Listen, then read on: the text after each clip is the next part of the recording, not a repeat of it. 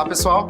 Tudo bem com vocês? Estou de volta. Quem? Professor Emerson. Para quê? Trabalhar literatura, que é aquela disciplina que a gente tanto ama, que a gente tanto gosta, porque uma das coisas que nós mais gostamos é poder viajar sem sair do lugar, conhecer novos lugares, novos autores e, principalmente, novas histórias.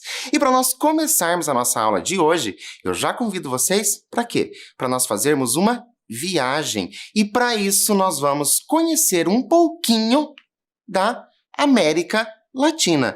Tenho certeza que você aí de casa já ouviu falar sobre a América Latina. Mas afinal, o que é a América Latina? A América Latina corresponde aos países da América no geral, que possuem como línguas oficiais o português. E onde que falamos português? Aqui no Brasil, é claro.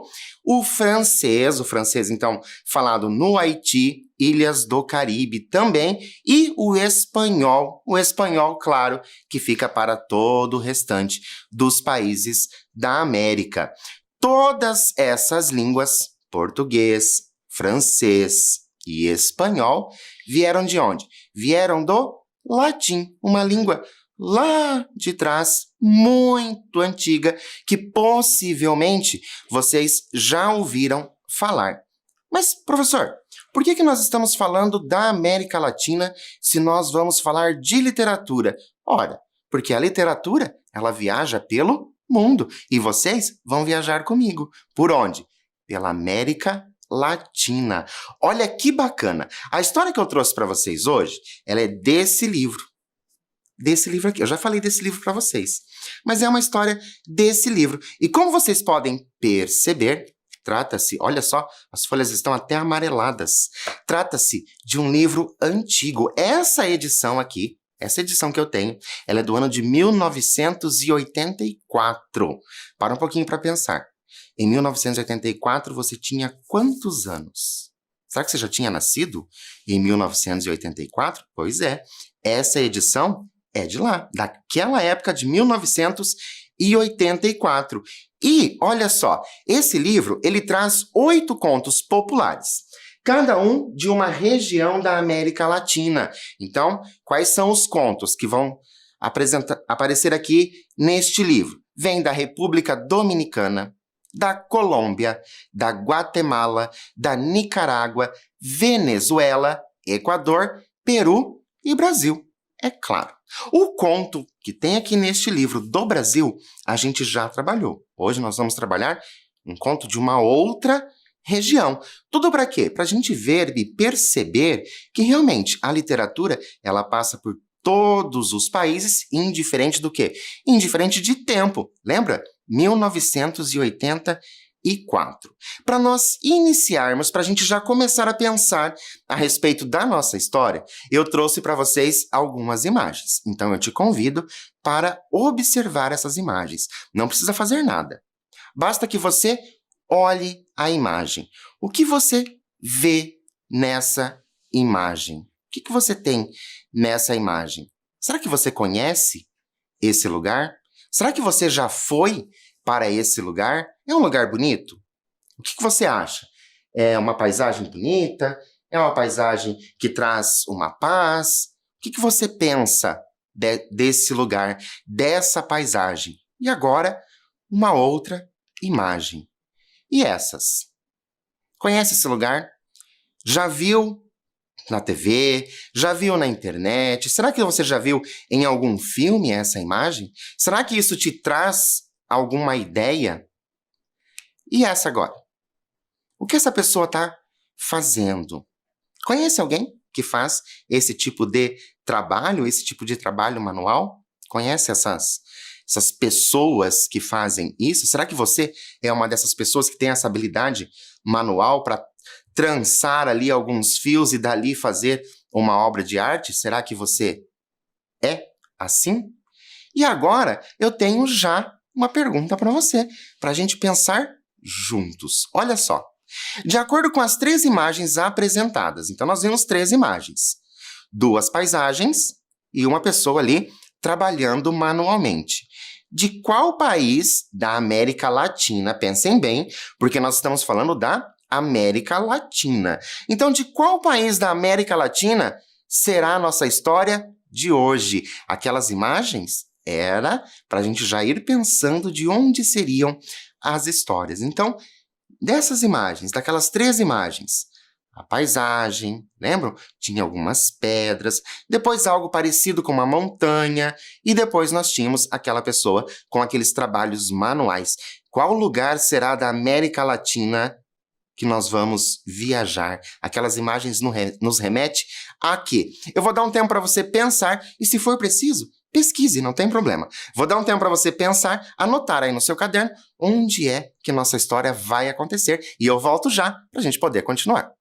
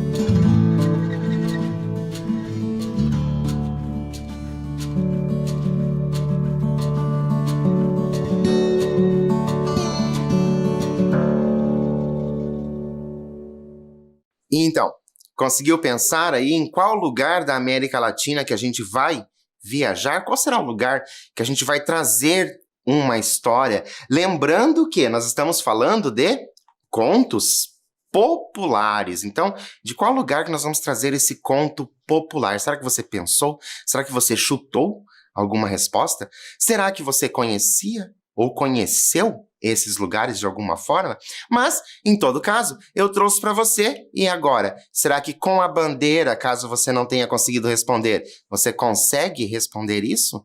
De onde será que é essa bandeira? Conhece algumas bandeiras aí espalhadas pelo mundo? E essas bandeiras que nós temos aqui da região da América Latina, será que você conhece essa? Essa é do Peru. Então, a história que eu vou trazer para vocês é um conto popular lá do Peru. Lembram? Nós estamos falando de contos populares que acontecem na América Latina. E o Peru faz parte de um país aí da América Latina. Ok, professor. Já entendi que nós vamos falar da América Latina, que vai ter um conto da América Latina. Mas e a gente? Não vai saber que conto é esse? Vamos? Mas antes, é claro que nós vamos ver o quê? Outras imagens. Eu vou dar uma dica para vocês de que história nós vamos fazer a leitura. Quem serão os personagens que nós vamos conhecer? Qual é a história? Qual é o título da história? Para isso, eu tenho para vocês algumas imagens que eu não vou dar mais dicas. Será que você já viu essa imagem? Será que você já viu essa planta? Consegue perceber que se trata o quê? De uma planta que produz frutos? Será que você conhece esses frutos? Será que você já comeu desse fruto? Professor, está muito difícil aí, porque essa árvore aí com esses frutos amarelos eu ainda não estou conseguindo reconhecer. Não seja por isso, eu trouxe para vocês o fruto, somente o fruto. Então, já viu esse fruto? Será que você conhece esse fruto? Será que é algo que faz parte do seu cardápio? Será que você gosta desse fruto? É um fruto diferente, já aviso vocês que não é desse fruto comum que a gente encontra por aí, não. É um fruto um pouco diferente daqueles que nós estamos habituados. Agora que nós já sabemos que se trata do quê? Se trata de uma planta, né? Uma árvore que vai produzir o quê? Vai produzir frutos. Agora que nós já sabemos disso, eu vou pedir para vocês pensarem no título da nossa história. Se você é uma daquelas pessoas que reconheceu qual é esse fruto, possivelmente você já sabe qual é a história que nós vamos falar. Mas eu trouxe para vocês, para nós pensarmos ainda mais. Nossa primeira imagem é esta aí. O que vocês estão vendo? Como que ela é? O que eu tenho ali? Se eu somar essa imagem a essa outra, tá ficando um pouquinho complicado, professor. Mas vamos pensando. E por último, eu finalizo com o fruto, aquele fruto que nós já havíamos visto. E agora, qual será o título da nossa história? Pense, o que vocês vão ter que fazer? Somar essas três imagens. Essas três imagens é como se elas estivessem ali na ordem do título. Então, a primeira vai ser uma palavra, a segunda imagem, uma outra palavra, e a terceira, uma outra palavra. Tudo isso junto, será que a gente consegue formar o título? Vou dar um tempo para você pensar a esse respeito e eu volto, claro, para a gente começar a nossa história.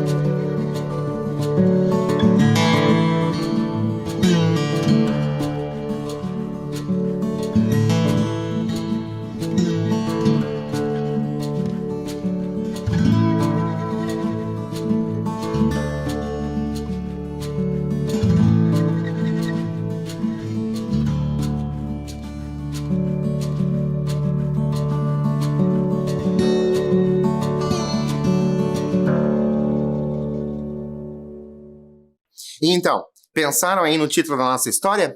Eu pensei, professor, eu acho que é galho, anjo e aquele fruto lá, que eu ainda não sei o nome daquele fruto. Eu acho que pode ser folha, mas ser um anjo e a fruta, que eu não sei que fruta é ainda, porque eu não conheço, professor.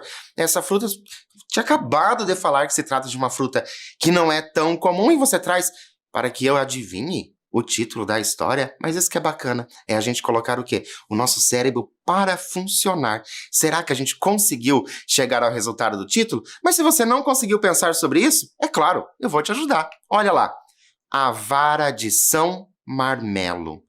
Será que você já ouviu falar alguma coisa sobre Vara de São Marmelo?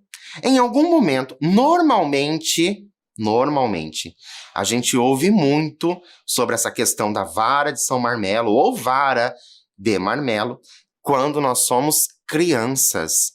Será que quando você era criança, você ouviu falar sobre essa história da vara de marmelo ou da vara de São Marmelo? É essa história que nós vamos conhecer hoje. Lembrando que ele é o quê? Um conto popular lá do Peru. Então, é uma história que veio lá do Peru.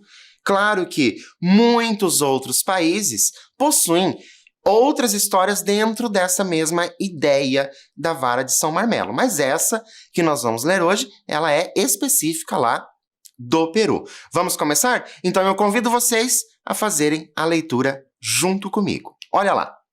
Casimiro, um camponês simples e trabalhador, morava com seu irmão Ferdinando em uma casa simples em um sítio. Mas o problema de Casimiro era que Ferdinando era um rapaz forte e habilidoso, mas preguiçoso. Para ser mais exato, era super preguiçoso. Então, já conseguiram pensar em alguém? Quem seria esse irmão? Quem é esse Ferdinando?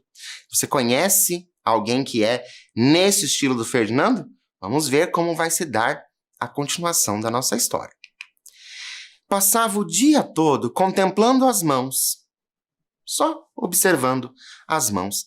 E Casimiro tinha que levantar a cerca do sítio, carregar tijolos, tirar os animais do curral, ordenhar as vacas, regar a horta, consertar o telhado da casa e levar as couves e as cebolas para o mercado. Lembrando que esses irmãos moram no sítio. Então, tudo isso que ele faz é para ajudar o quê? Ali no trabalho dele, no sustento dessa família, do Casimiro e do irmão Ferdinando. Levantava-se ao alvorecer e despertava o irmão, dizendo: Ferdinando, vou até o mercado levar as verduras. Prepare o café que eu volto logo. Ferdinando, vendo da janela que as estrelas ainda brilhavam no céu, respondia: Já estou levantando, Casimiro, já estou levantando. Quando Casimiro saía, ele se virava para o outro lado e dizia: Só mais um pouquinho, e voltava a pegar no sono. Agora eu tenho uma pergunta para vocês, para a gente ir pensando. Já aconteceu com vocês de dizer exatamente isso, só mais um pouquinho, e voltar para deitar e continuar dormindo e perder a hora? Já aconteceu isso com vocês?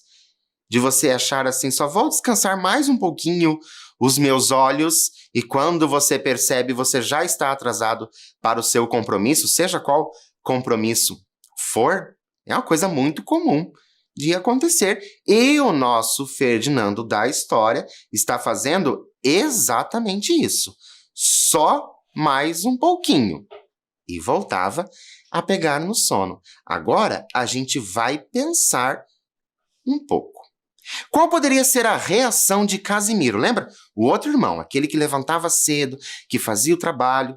Qual seria a reação ao chegar e ver que o irmão continuava dormindo? Nós vamos fazer o quê? Nós vamos viver esse personagem. Nós vamos pensar da seguinte forma. Nesse momento, você é Casimiro. Você é aquela pessoa que acorda cedo, que leva a comida lá no curral, que você tem que consertar os telhados, que você leva os legumes e as verduras lá para o mercado para ser vendido, e você tem esse irmão que fica lá deitado. Qual poderia ser a reação? Então, para a gente entender a reação do Casimiro, é claro que a gente tem o quê? Que entrar nesse personagem. Qual poderia ser a reação? Qual seria a sua reação? Eu vou dar um tempo, claro, para você colocar a sua criatividade no papel e eu volto para a gente continuar essa história.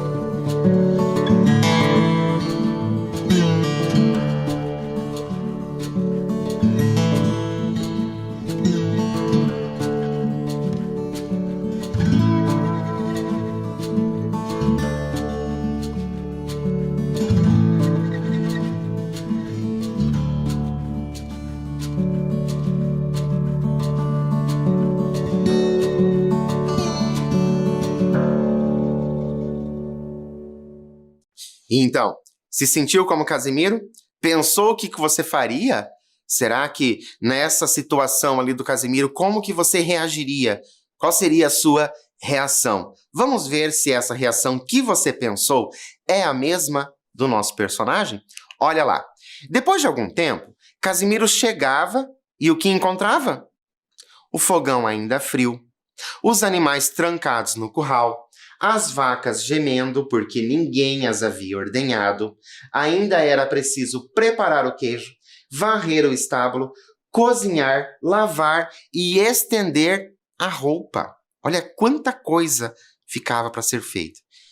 Ferdinando, levante-se, dizia Casimiro. Ferdinando esfregava os olhos e dizia, bocejando: Ai, que dor de cabeça, que dor nos olhos. Minha testa está pegando fogo. Não vou me levantar hoje. O pobre Casimiro olhava para ele com pena, pensando que seu irmão estava a ponto de morrer, e dizia: Está bem, Ferdinando, está bem. Fique deitado que eu levo o café para você. Olha como Casimiro é bonzinho. Casimiro entrava na cozinha, removia as cinzas, soprava as brasas e atiçava o fogo. Depois, acendia o forno, ordenhava as vacas, batia a manteiga, amassava o pão e, quando tudo estava feito, dizia: Pronto, aqui está o seu café, Ferdinando. Pobrezinho, não morra, por favor. Ferdinando tomava o leite, comia os pãezinhos com manteiga e ficava todo contente. Pouco depois, voltava a se queixar. Que dor nos olhos, que dor nas mãos, que dor no peito. Então, encostava a cabeça no travesseiro e pegava no sono. Casimiro saía do quarto na ponta dos pés, dizendo baixinho: Não se levante, Ferdinando, não se levante. Conseguem perceber a relação desses irmãos? Como Casimiro tem um cuidado muito grande por esse irmão Ferdinando? Claro que na história, porque nós estamos falando de um conto, e lembra que eu já falei algumas vezes para vocês que os contos, eles não dão muitos detalhes a respeito das personagens. Nesse momento, a gente não consegue perceber ali quem seria o mais velho e o mais novo, mas a gente consegue imaginar, quando nós nos vestimos com essa roupa deste personagem, a gente consegue pensar ali quem poderia ser o mais velho e quem poderia ser o mais novo, tendo em vista ali a preocupação desse irmão, né, desse Casimiro com o irmão adoentado. Tanto que ele diz: não se levante, né? Não se levante. E ele já havia apontado o quê? O medo de que o irmão morresse. Continuando a nossa história, Casimiro consertava o telhado, cercava o curral, levava os animais até o rio e depois os deixava pastando. Semeava e voltava para casa perguntando: Como você está, Ferdinando? Estou mal. Me doem os ossos, a face, as sobrancelhas e as pálpebras, repetia o rapaz. Agora que nós já conhecemos mais um pouquinho da história, eu pergunto para vocês, nessa situação que eles estão vivendo, qual seria a sua atitude se você fosse o Casimiro? Você já colocou aí a sua mente para funcionar, a sua criatividade para criar, pensando em qual seria a sua reação quando você voltasse para casa e encontrasse as coisas não feitas. Agora, eu pergunto para vocês, qual seria a sua atitude? O que você faria se você estivesse nessa situação, onde você é aquela pessoa que faz tudo e tem uma outra pessoa, possivelmente adoentada ali, deitada sempre, que não te ajuda? Qual seria a sua atitude? Como que você ia lidar com essa situação? Eu vou dar um tempo para você refletir a esse respeito. Pensar, vestir, olha, lembre-se sempre, vestir essa roupa desse personagem, ser esse personagem e dizer qual a sua atitude se você estivesse vivendo isso. Vou dar um tempo para você refletir nesse momento. Se tiver alguém aí perto de você, comente com alguém o que você faria nessa situação e eu volto já para a gente continuar a nossa história.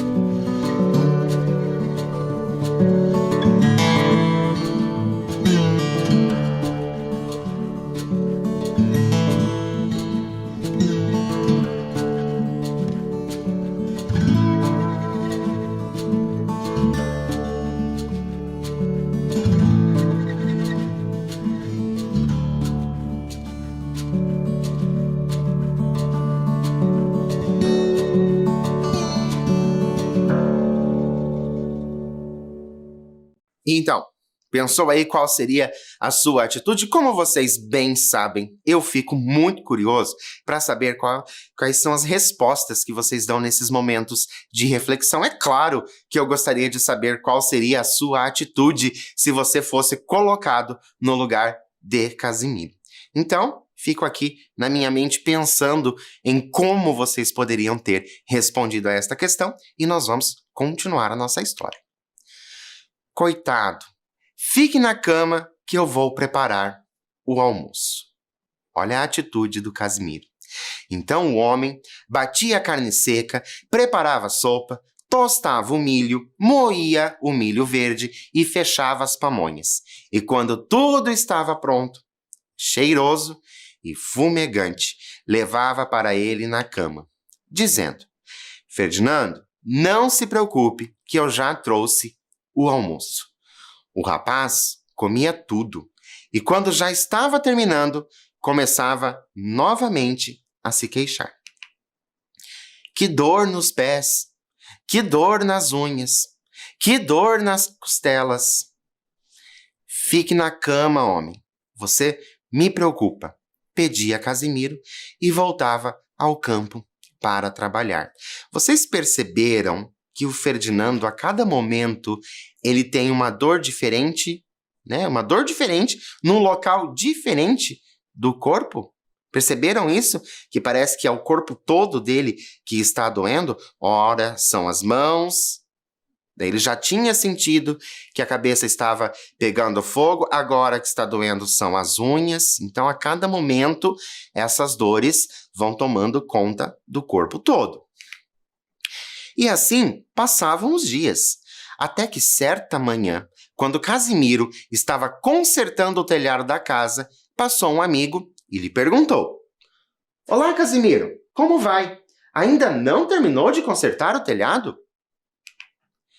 Já estou terminando, Valentim. O que você me conta? Conto que eu estou encafifado com meu irmão. Desde que nos mudamos aqui para o sítio, ele não se levanta da cama. Tem dor nos olhos, na cabeça, nos pés, no nariz, nos joelhos, nas mãos. Dói tudo. Desça daí, Casimiro, que eu quero ver seu irmão. Casimiro desceu do telhado, abriu a porta da casa, levou o amigo até o quarto do doente e, quando encontraram o irmão dormindo placidamente. Daí a pouco, ele acordou choramingando. Ai, ai, ai, que dor nos cabelos, que dor nas pestanas, que dor no rosto, que dor de dente. Meus ouvidos estão zumbindo. E esse aí? Quem é? Coitado do meu irmão. Não vá morrer, pelo amor de Deus, dizia Casimiro, segurando preocupado as mãos do irmão. Não se preocupe, este é meu amigo Valentim. Hã? Exclamou Valentim e chamou o amigo para fora do quarto. Venha cá, compadre, venha. Já sei o que tem o seu irmão e conheço um santo remédio para isso. E agora nós vamos relembrar lá o início da nossa história. Qual poderia ser o remédio que Valentim conhecia? Será que você conhece o mesmo remédio que Valentim? Então, qual poderia ser o remédio que Valentim conhecia? Pense na nossa história, pense no título da nossa história, pense nas histórias que você já ouviu e coloque aí, não uma, mas 2, 3, quantas opções você quiser e eu volto já para a gente continuar a nossa história.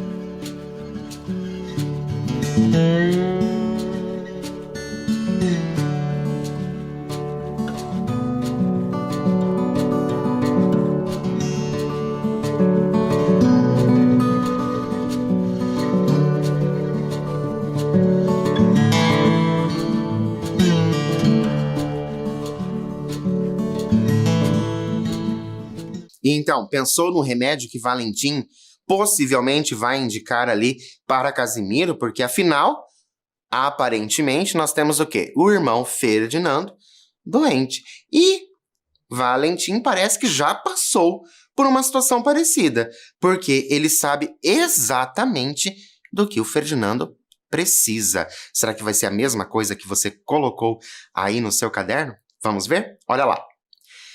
Casimiro caiu de joelhos dizendo: darei a você tudo o que me pedir, contanto que cure o meu irmão.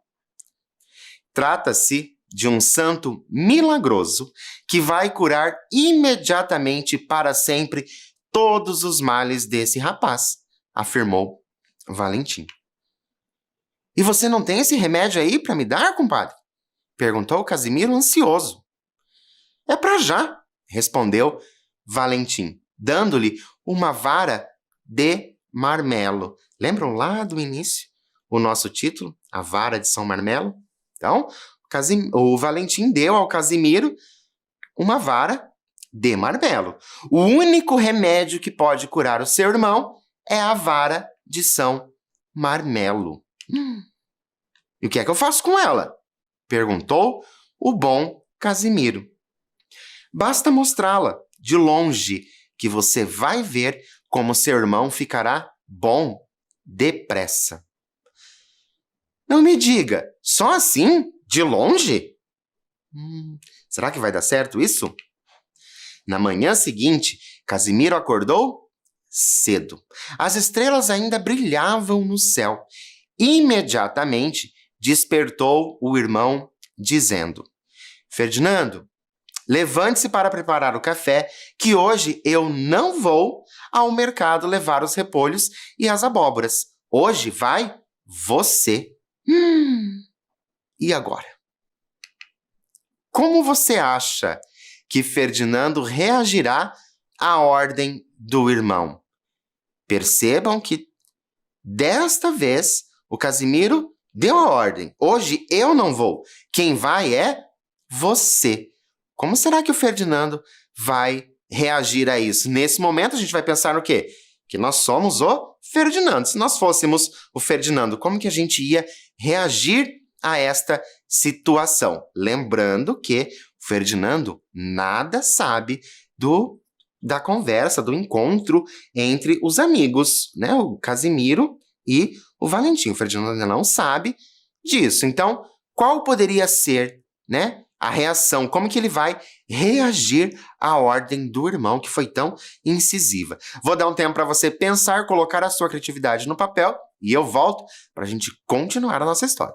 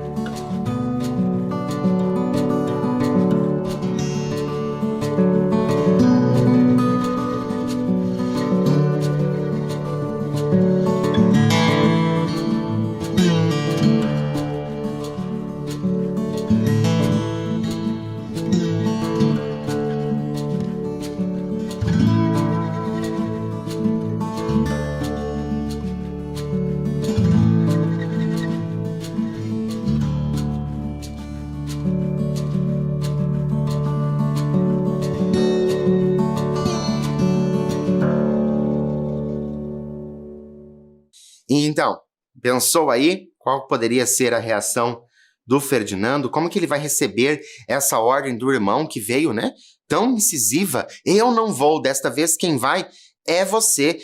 Parece que o Casimiro já não está mais com todo aquele cuidado com o irmão. Mas vamos ver como que ele vai reagir. Ferdinando imediatamente começou o quê? As queixas. Ai, ai, ai, me dói tudo, das costelas aos joelhos, dos joelhos aos calcanhares e da cabeça ao pescoço. Casimiro levantou a vara, olhou firmemente para o rapaz e disse: Meu querido irmão, já tenho o remédio que vai curar todos os seus males. Com isto, acabarão todas as suas dores. Aqui está ele. E levantando a voz, acrescentou: Levante-se e prepare o café. Ao ver a vara, Ferdinando levantou como que movido por um terremoto. Imediatamente saiu para a cozinha, removeu as cinzas, acendeu o fogo, correu até o rio, trouxe água, saiu para ordenhar as vacas, pôs o leite para ferver, bateu a manteiga, amassou o pão, limpou a mesa e serviu o café. Terminada a refeição, ele lavou as xícaras, tirou os animais do curral, varreu a casa, limpou a cozinha e pôs tudo no seu devido lugar. Em seguida, carregou os burros com as verduras e rapidamente se dirigiu ao mercado. Lembram? Era uma das primeiras coisas que ele deveria ter feito. Casimiro estava atônito. Era absolutamente certo o que dissera seu compadre Valentim. A vara de São Marmelo era um santo remédio. E assim termina a nossa história. Esse nosso conto com cara de causo, que é uma história lá do Peru.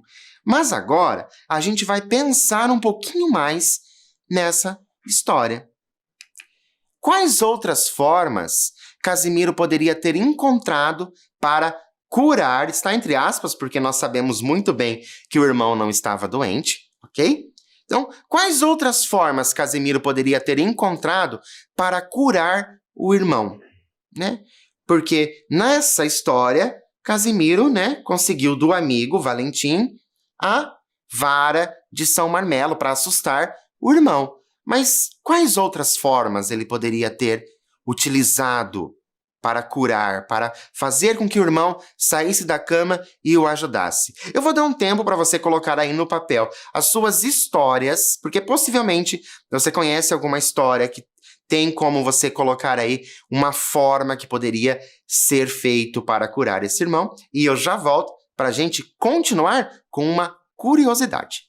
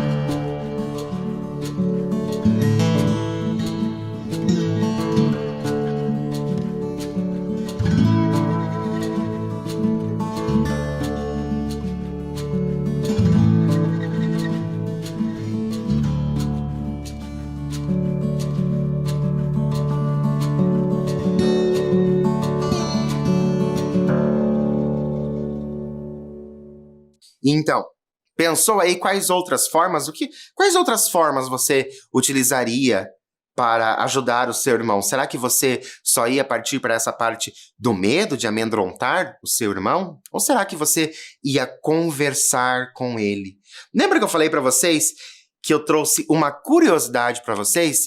E essa curiosidade é uma pergunta que nós vamos conversar sobre ela. preguiça é doença? O que você acha? Você aí de casa, você que está nos assistindo, você acha que preguiça é doença? Você acha que quando a pessoa está com preguiça, ela é uma pessoa doente? Se é doença, será que tem cura?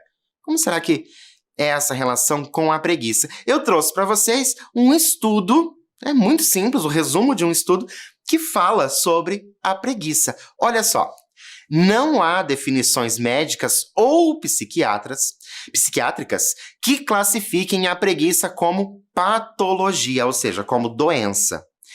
Os momentos de ócio, os momentos de ficar sem ter o que fazer, são muito indicados para a manutenção da saúde mental. É importante ressaltar, todavia, que a preguiça é sintoma de algumas patologias. Ou seja, a preguiça não é doença, mas ela pode ser um sintoma de uma outra doença. E a gente tem o exemplo ali como a narcolepsia. Narcolepsia, professor, que nome estranho. Mas olha só, que é o excesso de sonolência. A depressão, cujos sintomas incluem passividade e falta de motivação. Ou ainda síndromes ligadas ao cansaço, como a síndrome da fadiga crônica. Nesse sentido, é importante estar atento à relação que é estabelecida com a preguiça. Resumindo e respondendo, nem todo preguiçoso está doente. Ó, fiquem de olho. Mas algumas pessoas, quando doentes, apresentam preguiça entre os seus sintomas. Conseguem perceber que interessante? Que a preguiça não é doença, mas ela pode ser um sintoma de uma doença. E agora, existe cura para a preguiça? Será que existe? Como a preguiça não é considerada uma patologia, não se pode falar em cura. Mas algumas mudanças podem diminuir significativamente a moleza e fornecer novas formas de energia e motivação. Quando você está sem energia, sem motivação, que parece assim que você está, já desgastado pelo tempo, sem querer fazer absolutamente nada, o que você faz para ter energia novamente? Vamos ver o que esse estudo nos indica? Olha lá, a prática de exercícios físicos é uma dessas mudanças. Já pensaram nisso? Ah, estou com preguiça.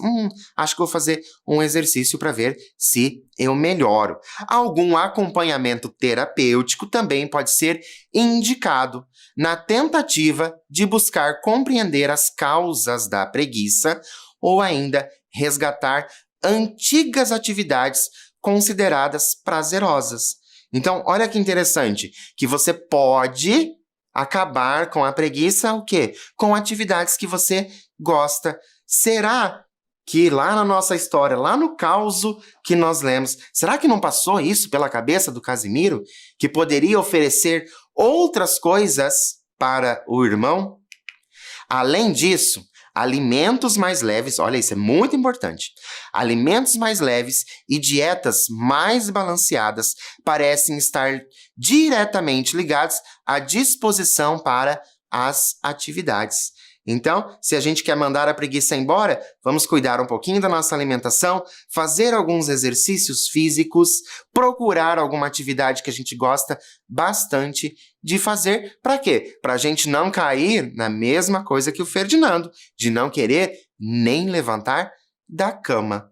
Espero que vocês tenham gostado da nossa aula de hoje. Espero que vocês tenham gostado desse caso que veio de onde? Da América Latina, lá do Peru. Lembrando que é uma história antiga, lembram? Lá no início eu falei que o livro é de 1984. Espero isso de vocês e é claro que espero vocês quando? No nosso próximo encontro. Então, até lá!